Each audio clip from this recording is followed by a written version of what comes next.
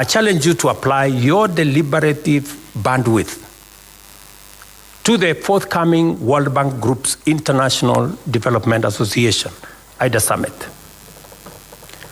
And let me explain what we are going to do in this summit.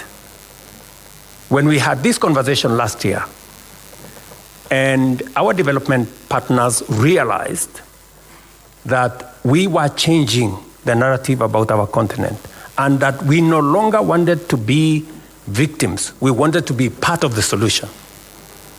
They asked me to host the first IDA replenishment, what we are calling IDA 21 replenishment here in Nairobi, together with the World Bank. So we are going to host it on the 29th of April 2024. And what is the conversation?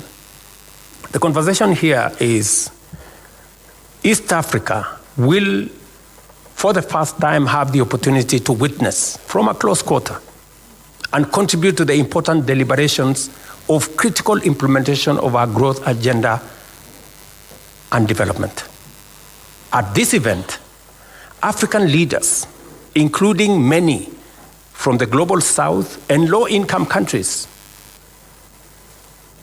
will articulate a strong case for an ambitious and robust 21st replenishment of IDA, which is the largest source of development assistance and donor funding for basic social services for the world's 75 low-income countries, and to support economic transformation, especially in Africa and throughout the global south.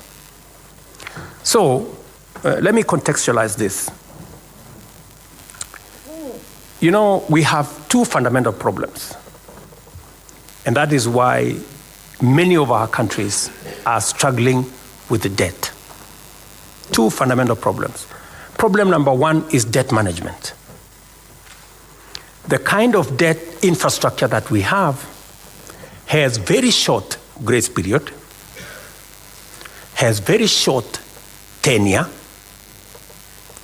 and therefore it becomes very difficult to undertake any meaningful development.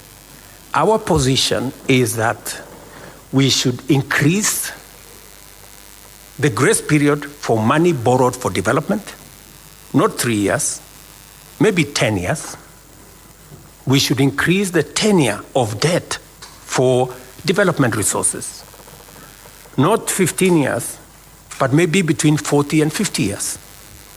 That way, when you mobilize resources for development, you have adequate time to be able to undertake that development without the constraints of having to repay this debt.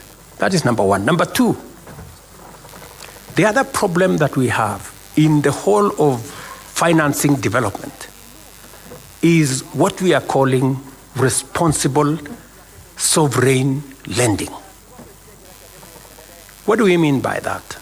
We're saying it is no longer tenable for us to have this big animal called credit rating,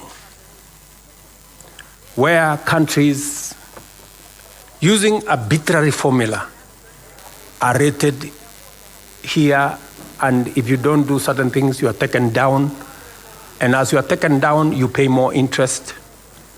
It is also, we need to have a conversation about credit rating agencies, and we need to have a conversation about risk assessment.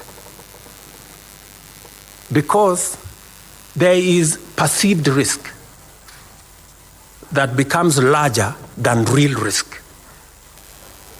And that perceived risk is pushed by certain quarters to make Africa uncompetitive.